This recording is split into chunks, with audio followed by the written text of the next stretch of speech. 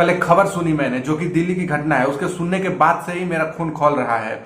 लेकिन क्या करें, मेरे पास ना ही कोई पावर है ना ही पोजीशन जिससे कि मैं कुछ कर सकूं।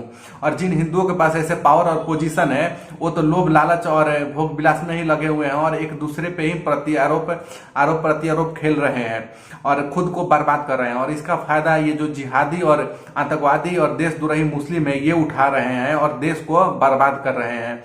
और जो हमारे मीडिया है और सरकार है, इसको भी कुछ काम नहीं बचा है अभी। इनका भी बस एक ही काम रह गया है, सनातन धर्म और जो हिंदू आस्था है उसको अपमानित करो और उसके बारे में झूठ फैलाओ। ये आपके विधायक ही हैं जिन्होंने इस बारे में, राम मंदिर बन रहा है उसके बारे में कुछ भ्रष्टाचार का बात किया हुआ है कि 16 करोड़ का भ्रष्टाचार हो गया, जो कि पूरी तरह से गलत है, असत्य है। इस पे एक वीडियो बना के मैं समझाने की कोशिश करूंगा, आपको अच्छे से समझ में आए। लेकिन ये दिल्ली वाले क्या बात है, उससे पहले ये एक वीडियो देख लीजिए आप। तो हमने सरकार की तरफ से यहाँ पर 53 लोगों के लिए कैंप लगा दिया है। 53 फैमिलीज हैं जो टोटल झुग्गियां जली थी, और हमने अभी इनको 1 महीने का राशन और 10-10 हजार रुपया कैश मैंने दिए हैं। हर एक फैमिली को 10,000 रुपया। अपनी चीजें ले लेना और ये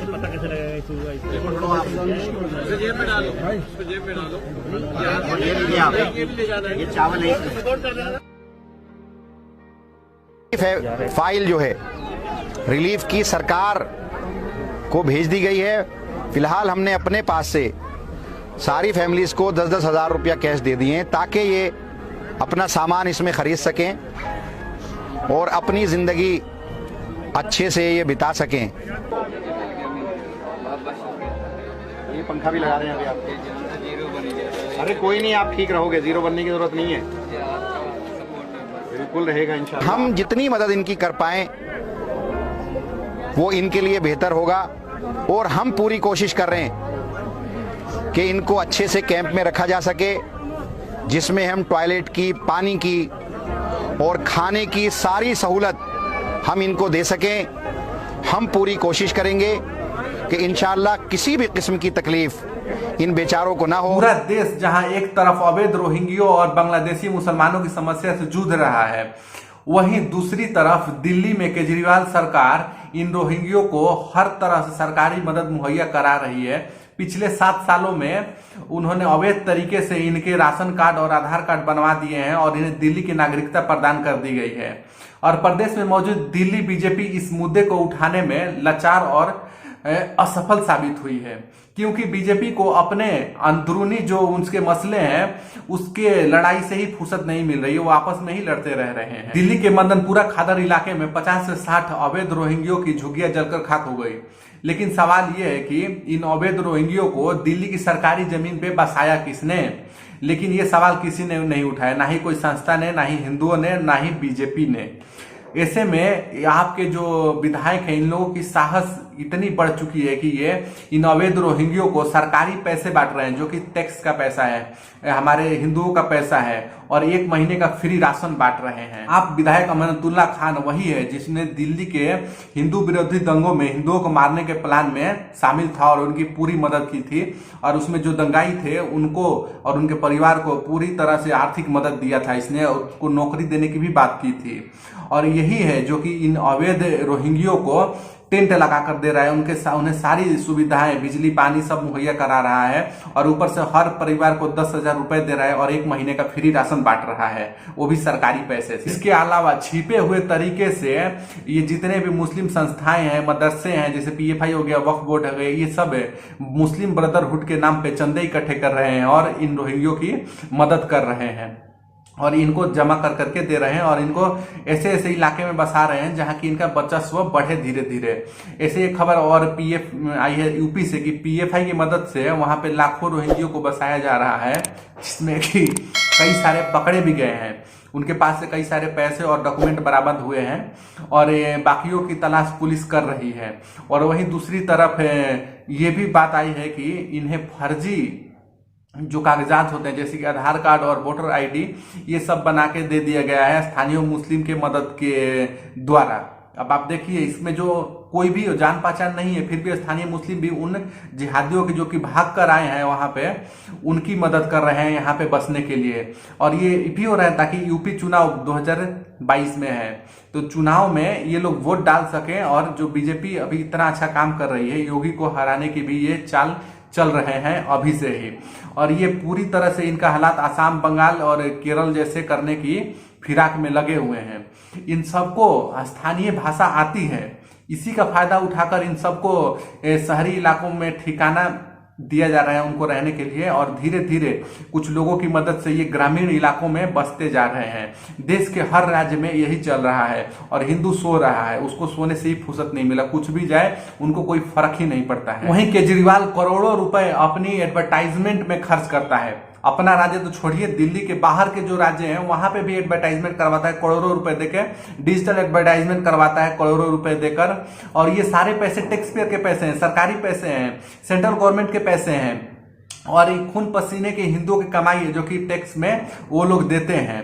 और ये उसे इन दुश्मनों और जिहादियों पर लुटाया जा रहा है। और टैक्स पेयर क्या कर रहा है? सो रहा है, उसे कोई फर्क ही नहीं पड़ रहा है, घंटा फर्क पड़ रहा है उसे, उसका पैसा कहाँ जा रहा है, हिंदुओं का पैसा कहाँ जा रहा है, किसी को कोई फर्क ही नहीं पड़ता है। और जब ये आप कोरोना के ही ले लो, कोरोना वैक्सीन की बात हो रही थी, और या फिर इस तरह के कोई भी परियोजनाएं आए तो केजरीवाल टीवी पे आता है, दूसरे दिन मुंह खोल के बोलता है हमारे पास तो फंड ही नहीं है, कुछ पैसे नहीं है, हम क्या करें, हम कहाँ से सबको दें। लेकिन ये सब पैसे खर्च करने के लिए कहां से पैसे आ जाते हैं? गौर करने वाली बात यह है कि दिल्ली के मजनू टीला इलाके में 145 हिंदू शरणार्थी परिवार 2013 से ही रह रहे हैं, और ये हजारों दरख्वास्त दिल्ली सरकार में देने के बाद भी इनको ना कि पीने का पानी और ना ही बिजली जैसी बेसिक सुविधाएं दी गई हैं, और ना ही अभी कोई उम्मीद है उनसे मिलने के लिए। और वहीं दूसरी तरफ रोहिंग्यों को रात वोटर आईडी आधार कार्ड बन जाता है, और उनको सरकारी कोष से फंड दिए जाने लगते हैं, और उनको राशन पानी टेंट लगाकर बेसिक सारी सुविधाएं दे दी जाती है दामाद की तरह। हम कहाँ रह रहे हैं भाई? ये पाकिस्तान और बांग्लादेश तो नहीं है ना, ये भारत है, लेकिन लग नहीं रहा है भारत है। यहाँ पे हिंदुओं के साथ दोयम दर्जे का व्यवहार हो रहा है और सब चुप है, कोई कुछ नहीं बोलता है। 2020 का लॉकडाउन तो आपको याद ही होगा, उस समय सेंट्रल गवर्नमेंट ने ये फैसला लिया था कि जो जहां पे है वहीं पे रहेगा, उसको बेसिक जो भी नीड है वो वहां की गवर्नमेंट पूरी करेगी। लेकिन दिल्ली में ऐसा कुछ नहीं हुआ। दिल्ली की जो सरकार थी वो सारे प्रवासी मजदूर जो कि ज्यादातर यूपी, बिहार और झारखंड से पहुंचे थे दिल्ली काम के लिए, काम की तलाश में, उन सबको उठाकर वो दिल्ली के बॉर्डर पे, दिल्ली और यूपी का जो बॉर्डर था वहां पे छोड़ दिया मरने के लिए। और वहीं दूसरी तरफ दामाद की तरफ बैठाकर इन रोहिंग्यों को सारी सरकारी सुविधाएं दे रही थी, राशन पानी सब मुहैया करा रही थी। उन प्रवासी मजदूरों को किस बात का ये दंड मिला था? क्या ये हिंदू थे? इसी बात के लिए उनको छोड़ दिया गया था, उन्हें कोई सरकारी मदद नहीं दी गई थी, मरने के लिए छोड़ दिया गया था। लोग 2-2 हजार किलोमीटर पैदल चल के जा रहे थे, साइकिल से चल के जा रहे थे, और देश के हर कोने में यही हाल है। ये अब आसाम देख ले, कश्मीर देख ले, या फिर बंगाल देख ले, बंगाल में तो हर रोज हिंदुओं की हत्या हो रही है, उनकी संपत्तियां लूटी जा रही है, और महिलाओं के साथ भी दुर्व्यवहार हो रहे हैं, लेकिन सरकार कुछ नहीं कर रही है, उनके खिलाफ कोई एक्शन नहीं ले रही है। दिने दिन आगे कोई गोली मार के चला रहा है, किसी के घर में बम फोड़ के भाग रहा है, रोड पे भाग रहा है, और कोई सुनवाई नहीं। आज तक गिरफ्तारी का भी कहीं से खबर नहीं सुनने को मिला है। ये जितने इलेक्शन जब से बंगाल में हुए तब से सैकड़ों हिंदू मारे जा चुके हैं, और हजारों वहां से पलायन कर चुके हैं, लेकिन क्या हो रहा है? कोई किसी को कुछ फर्क पड़ता है? कुछ फर्क नहीं पड़ता है। वही केरल में भी सेम चीज हो रहा है। ये जो जिहादी हैं ये अवैध तरीके से हमारे जो पवित्र हिंदू पवित्र स्थान है वहां तक पहुंच चुके हैं, पहाड़ियों तक। वैष्णो देवी देख ले, केदारनाथ देख ले, बद्रीनाथ जैसे जितने भी चुनिंदे जगह हैं ये वहां तक पहुंच गए हैं, और वहां पे ये अपनी गंदगी फैला रहे हैं। और इस काम में मिशनरीज भी पीछे नहीं है, ये भी वहां तक पहुंच रहे हैं, ये भी जाके वहां पे ढोंग करते हैं और तरह तरह के कार्यक्रम आयोजित करते हैं, और लोगों को बरगला कर वहां पे कन्वर्जन का काम करा रहे हैं। इसके लिए आप हिमाचल के ही कुछ वीडियोस आई थी कुछ साल पहले, जो कि वहां पे वीडियो जो रिपोर्टर्स पहुंचे थे उनको वीडियो रिकॉर्डिंग नहीं करने दिया गया था, क्योंकि वो लोग पता है वो लोग गलत कर रहे हैं। अगर उसको दिखाएंगे तो बवाल होगा ही, लेकिन क्या फर्क पड़ता है? हिंदू तो मृत इंसान है, इसको कुछ फर्क थोड़ी पड़ता है। ये तो सो रहा है, सालों से सो रहा है, अभी भी सो रहा है, घंटा फर्क पड़ता है किसी को? क्या लगता है हिंदुओं, तुम्हारी रक्षा कौन करेगा? बीजेपी करेगी? कोई भी पार्टी तुम्हारी रक्षा करने वाली नहीं है, तुम्हें खुद ही अपनी रक्षा करना पड़ेगा। भगवत गीता में भी भगवान श्री कृष्ण ने कहा है, जो अपनी रक्षा नहीं कर सकता है उसकी रक्षा स्वयं भगवान भी नहीं करते हैं। इसीलिए उठो और अपनी रक्षा करो, अपने आसपास देखो, अपना एक हिंदू इकोसिस्टम बनाओ, अपने ग्रुप्स बनाओ और अपनी रक्षा करो, अपने भाई बहनों की रक्षा करो, अपनी संपत्तियों की रक्षा करो। हम हिंदू आपस में लड़ना कब छोड़ेंगे? अभी नहीं लड़े तो कभी नहीं। जैसे कि इराक, ईरान और पर्सिया खत्म हो गए। पर्सिया में पहले पारस थे, अभी कहाँ पारसी लोग हैं? एक भी पारसी हैं पर्सिया में? सबको मार दिया गया, काट दिया गया या फिर जबरदस्ती कन्वर्ट कर दिया गया। और हम यहाँ आपस में लड़ रहे हैं, एक हिंदू दूसरे की मदद नहीं करता है। और आप कभी मुस्लिम को देखें, वो मर्डर भी करेगा तो दूसरा मुसलमान उसकी मदद करेगा, उसकी साइड लेगा। लेकिन यहाँ साला कोई अच्छा काम भी कर रहा है तो उस पर 10 उंगली उठाने के लिए हिंदू आ जाएंगे। राम मंदिर एक उसका उदाहरण है, इसमें आप देख ही रहे हैं। अभी अगर नहीं लड़े तो कभी नहीं लड़ेंगे, खत्म हो जाएंगे ऐसे ही। अच्छा, 1990 में हुई कश्मीरी पंडितों के नरसंहार और उनके साथ जो अत्याचार हुआ था उसके बारे में कितने लोगों को पता है? ये सब जानना चाहिए आप लोगों को। ये सब इतिहास नहीं है, ये जीता जागता अभी भी आप देख सकते हैं। जो भी कश्मीरी पंडित भगाए गए थे आज भी झुग्गियों में रह रहे हैं, अपने देश में शरणार्थी बन के रह रहे हैं। उनके पास भी बेसिक चीजें नहीं है, बिजली पानी की व्यवस्था अच्छे से नहीं है। लेकिन क्या हुआ? कोई आवाज उठाया उसके लिए? आप देखते हैं कभी भी किसी मीडिया ने उसको उनके खबर ली है, उनका दिखाया है कुछ कि वो कैसे जीवन जी रहे हैं? कुछ नहीं। इनको सिर्फ मुस्लिम ही दिखते हैं, हिंदू मरे कटे कुछ भी करे वो नहीं दिखता है। कहीं एक मुस्लिम साला मर जाए अपनी गलती की वजह से तो उसके लिए ये हिंदुओं पे आरोप लगाने लगते हैं, हिंदू को टेररिस्ट बोलने लगते हैं, क्या क्या बोलते हैं। आपने कभी सोचा है ऐसा क्यों हो रहा है? इस बात के लिए आपको आवाज उठाना चाहिए। अगले वीडियो में मैं बताऊंगा कि कश्मीर में क्या हुआ था 1990 में, उसको पूरे डिटेल में मैं समझाने की कोशिश करूंगा।